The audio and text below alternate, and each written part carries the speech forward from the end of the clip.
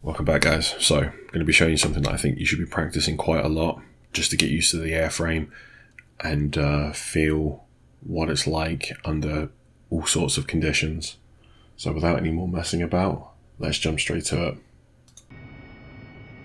Okay, so I'm going to show you what screens you should switch on just to use while you're flying about. So to the left one here, I'm going to start by pressing the fourth button down from the bottom, and that brings up the map.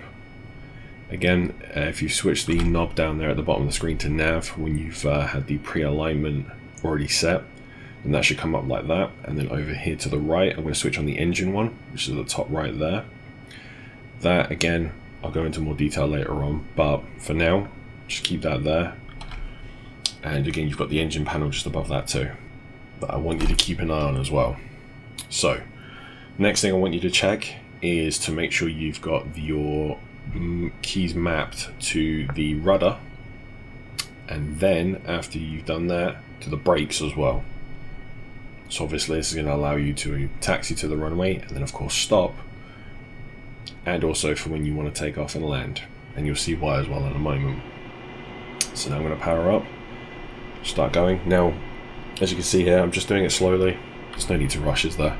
At the end of the day, you want to try and get to the runway, move onto it, and then just take off. Pretty plain, simple and easy.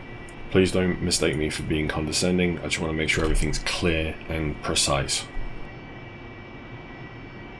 Okay, this bit here, I can't stress this enough. Always look both ways before you move onto the runway. That way then it doesn't cause any accidents or any problems that may have also happened in my experience before in the past. Just something I want you to get in the habit of doing still, just so you know you minimize the mistakes in the future.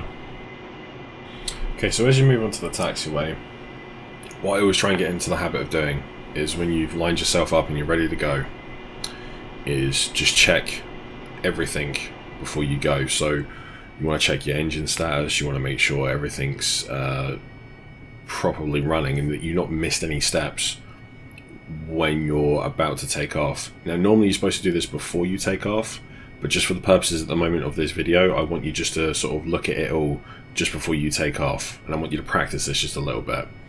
And then what you want to do is next is put your brakes on, start to power up. When you get to about 90%, that's when I release. Then I start running off down the runway.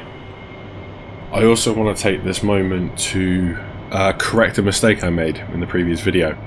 When I said to you about flicking the engine RPM switch to reduce the chances of overheating the engine, that's not necessarily true. When you flick it up, it stops you from doing something what's called WEP, and so that's like the Harrier's modern day version of like a World War II fighter plane. So you have to still watch your engine management, keep it below 90% as much as possible to reduce the chances of you overheating the engine. Just want to drop that in there.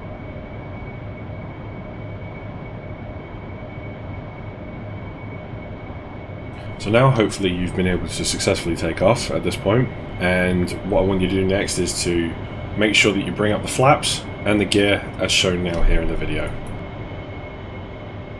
And next of course what we're going to be doing is the landing. So here we go. Right, now this is where the fun bit comes in. Now I want you to take away from this that this isn't that difficult. Practice, practice, practice, and you'll get there. And if you're struggling, keep going. Now I'm going to drop the gear and the flaps here to start, obviously, to get that out of the way, so then basically I can focus on bringing it down onto the runway. So as I said, patience is key. You don't want to overthink it, you just want to take your time, feel what the aircraft is doing, and slowly do everything in increments, even if it's gently over time. So with the movements of the stick here like I've done, and as you can see as well, I'm not lined up, but I will bring myself into line up as I get closer. If you listen to the engine too, you can also hear that I'm slowly throttling back, and in a moment I'll throttle back up because I've slowed down too much. You see? And as you come in, you can just slowly bring that throttle up, but not too much. You want to keep the speed dropping, but not too fast.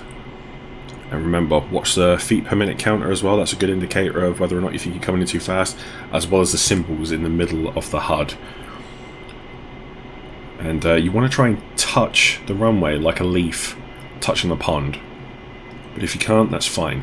This landing here, like that, you can walk away from that. It was a little too fast. I probably came in about 10 or 20 knots faster than I should have done, but that's still a landing you can walk away from. So again, I hope that video was helpful today, and I hope you enjoyed watching, and I look forward to seeing more of you in the future.